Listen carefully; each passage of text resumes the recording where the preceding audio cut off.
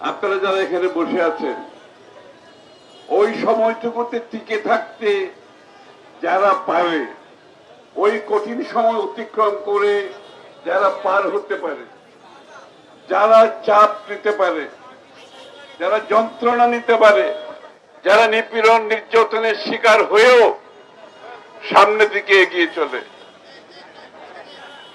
তারাই হচ্ছে বাংলাদেশের মানুষের সত্যিকারের হৃদয়ের মানুষ। দেশনেত্রী বেগম খালেদা জিয়া উনি কেন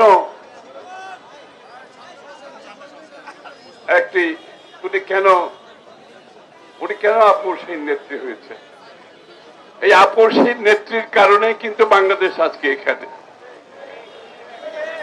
ওনার যদি ওই মুহূর্তগুলোতে যেই ধরনের চাপ সৃষ্টি হয়েছে, ওই চাপে কিন্তু অনেকে ভেঙে গেছে, ওই চাপের প্রতি তারা নতি স্বীকার করেছে। অনেক রাজনৈতিক দল, আমার বলার দরকার নেই, আপনারা বুঝতেছেন। কিন্তু একজন ব্যক্তি কোন চাপের মুখে নতি স্বীকার করেননি। আমাদের বাইরে অনেকে নতি স্বীকার করেছে, জেলখানার ভিতরেও নতি স্বীকার করেছে, জেলে গিয়ে ওখান থেকে নতি স্বীকার করে বেরো হয়ে আসছে, আমাদের চোখের সামনে আমরা দেখেছি। কিন্তু একজন মানুষ নতি স্বীকার করেন নাই।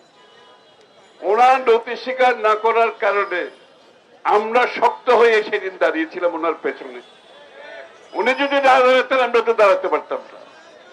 ওনার শক্ত অবস্থান থেকে, ওনার আপসহীন অবস্থান থেকে দেশে যে উনি গণতন্ত্রের আকাঙ্ক্ষার, মানুষের আকাঙ্ক্ষার আন্দোলন সংগ্রামের মাধ্যমে, দীর্ঘ সংগ্রামের মাধ্যমে স্যাক্রিফাইসের যে রাজনীতি, সেটার পেছনে একটি বিশাল অংশ দাঁড়িয়ে গিয়েছিল, সেটা হচ্ছে বেগম খালেদা জিয়া।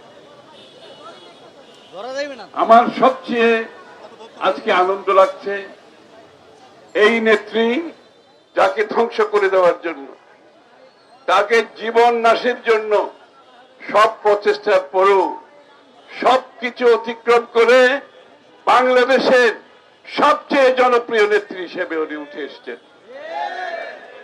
মৃত্যুর আগে, মৃত্যুর পরে বাংলাদেশের মানুষ সেই স্বীকৃতি দিয়েছেন। ওই স্বীকৃতির মাধ্যমে উনি বিদায় নিয়েছেন আমাদের কাছ থেকে। এটা হচ্ছে আমাদের জন্য সবচেয়ে আনন্দের বিষয়।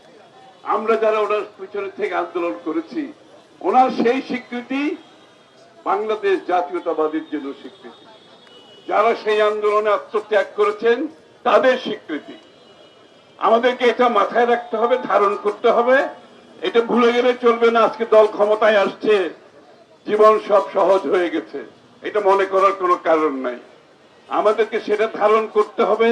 ধারণ করে আগামী দিনে বাংলাদেশের রাজনীতিতে, দেশের মধ্যে স্থিতিশীলতা এনে বাংলাদেশের মানুষের ভাগ্য পরিবর্তনে আমাদের প্রধানমন্ত্রী, মাননীয় প্রধানমন্ত্রী জনাব তারেক রহমান সাহেব যে কর্মসূচি পালন করার সিদ্ধান্ত নিয়েছেন, যেটা এগিয়ে যাচ্ছেন, আমরা সবাই মিলে সেটাকে যদি বাস্তবায়ন করতে পারি, তাহলে দেশনেত্রী বেগম খালেদা জিয়ার জীবন সার্থক হবে, ওনার আত্মত্যাগ সার্থক হবে। সবাইকে ধন্যবাদ।